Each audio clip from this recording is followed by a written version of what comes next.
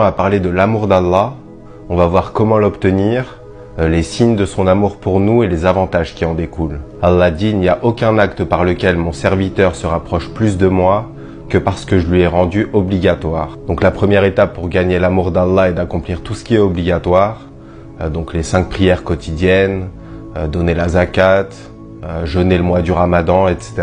Donc si par exemple mes prières ne sont pas constantes, si j'arrive pas à me lever pour la prière du matin, ça doit être ma priorité, je dois d'abord régler ça avant de m'intéresser à quoi que ce soit d'autre. Et une fois que tout ça est en place, on peut passer à la deuxième étape.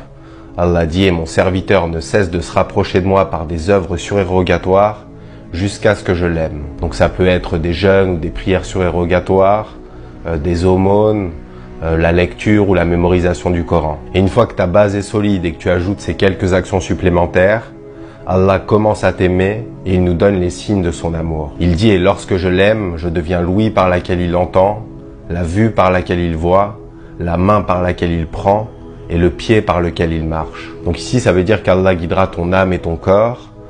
Donc tu ne regarderas et tu n'écouteras que des bonnes choses. Tes mains ne seront utilisées que pour faire le bien.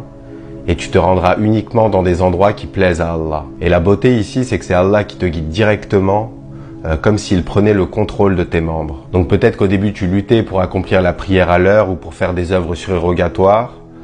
Mais comme tu as fait des efforts, Allah commence à t'aimer et il te récompense en faisant en sorte que tu sois naturellement attiré par le bien. C'est comme si tu avais grimpé une montagne, qu'à chaque fois que tu essayais de prier à l'heure ou d'abandonner un interdit, c'était vraiment très dur. Tu devais lutter contre ton âme. Mais vu que tu n'as pas lâché et que tu as continué de faire des efforts, au sommet de cette montagne, tu trouves l'amour d'Allah. Et à partir de là, il te met sur un chemin beaucoup plus facile. Il t'accompagne et il te facilite le bien. Donc tu aimeras naturellement écouter le Coran. Tu trouveras du plaisir et de la paix dans la prière. Et quand tu te retrouveras dans un environnement malsain, tu auras naturellement envie de t'en échapper. C'est-à-dire que tu n'auras même pas à lutter pour ne pas aller faire la fête, parce que tu n'en auras simplement plus envie. Et Allah conclut en disant, s'il me demande quelque chose, je lui donne, et s'il cherche refuge auprès de moi, je lui accorde. Qu'Allah nous compte parmi eux. Salam alaikum wa rahmatullah.